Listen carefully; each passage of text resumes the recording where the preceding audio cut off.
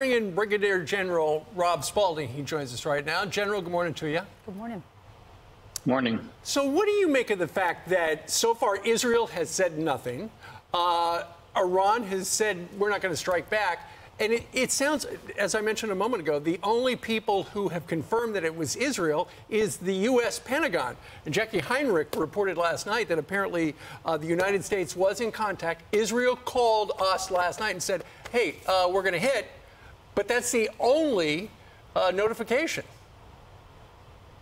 Well, the Israelis are typically silent about what they do in operations such as these. We talk all the time, so it's in character for what goes on typically for one of these strikes.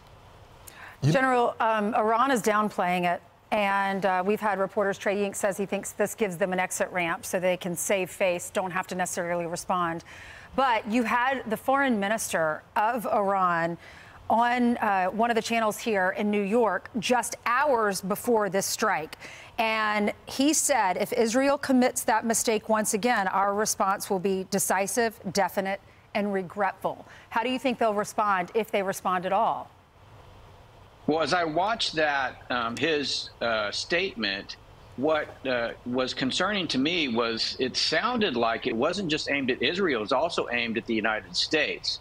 And given our southern border situation, and in particular their ability to potentially create a nuclear weapon, I'd be worried about attacks here in the homeland. You had video of Hamas here in the United States, so I think it's a concern. You know, General, I'm just curious about our foreign policy. So we say, Israel, you can't get involved with this, you can't respond. We know Iran is the #1 state sponsor of terror. Then we know Israel is our ally. What is the position? Do you have a grasp of what the administration is saying? Can we just push our arms back and say, Israel, you do it, we're not going to get involved? There's no comprehensive strategy. We typically respond to other provocations. I would like to say that everything was coordinated because these are all related. Right. Iran is supported by China. China supports Russia. So this is a comprehensive global war that we're facing. It's a Cold War, and it seems like it's about to turn hot. General, the thing is, if you take a step back and you do talk about strategy, the world was set to watch the Abraham Accords expand, Saudi Arabia and Israel. And what happens October 7th? All hell breaks loose as Hamas rises up after meeting with Iranian and Hezbollah officials multiple times, according to the Wall Street Journal, and they execute the most horrific possible attack on Israel. Since that time, nothing but tumult. But if you take a step back, how do you get control of this situation and recognize that Iran's the problem, and then go work with your neighbors to come up with a solution? Because winning in Gaza, winning over in Lebanon, striking Iran is exactly what Iran wants. Well, the Abraham Accords really started to bring the Gulf states and Israel together, and I think those should be repursued. I think we should start to put sanctions on Iran and China, put the Houthis back on the terror watch list, basically a comprehensive strategy to bring the Middle East more in line with the Arab countries and Israel, and basically isolate Iran. Our funding of Iran is really the problem here.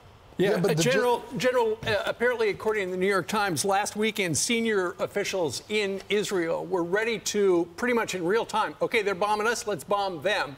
But we're talked out of it by Joe Biden. Clearly, the advice that Bibi Netanyahu has been getting is don't make this a bigger war. We knew that the Israelis were going to have to strike back. And they did, even though they're not taking credit for it. And now we know that Iran says, you know what, we're not going to retaliate.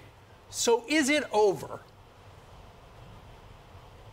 Well, I mean, really, this began all the way back to 2020 with the Biden administration basically reopening our friendship with Iran. And that's the problem. It happened on October 7th, yes, but that has been building because we've been funding them and slowly relaxing all the pressure that we had put on them in the prior administration. And we're afraid to sanction oil because it'll bring the price of oil up. And the foreign ministers over here basically running, brushing us back, telling us we better not act. General, is it too late to pivot for this administration? Because I know this is supposed to be a part of his legacy, part two of the Obama administration with a new nuclear agreement. Can the administration say we're done with this? I don't think so. You know, I think this entire system is aligned towards Iran. They're very pro-Palestinian. I'm not sure why they are, but they are. You know, we're seeing rising anti-Semitism. It's just part of the ideology. And, you know, I think we're going to be in for it until the end of this administration. Yeah, the next generation of Democrats certainly are pro-Palestinian. We're seeing that on college campuses across the country. General, thank you. Thank you. Thank you. I'm Steve Ducey. I'm Brian Kilmeade. And I'm Ainsley Earhart. And click here to subscribe to the Fox News YouTube page to catch our hottest interviews and most compelling analysis.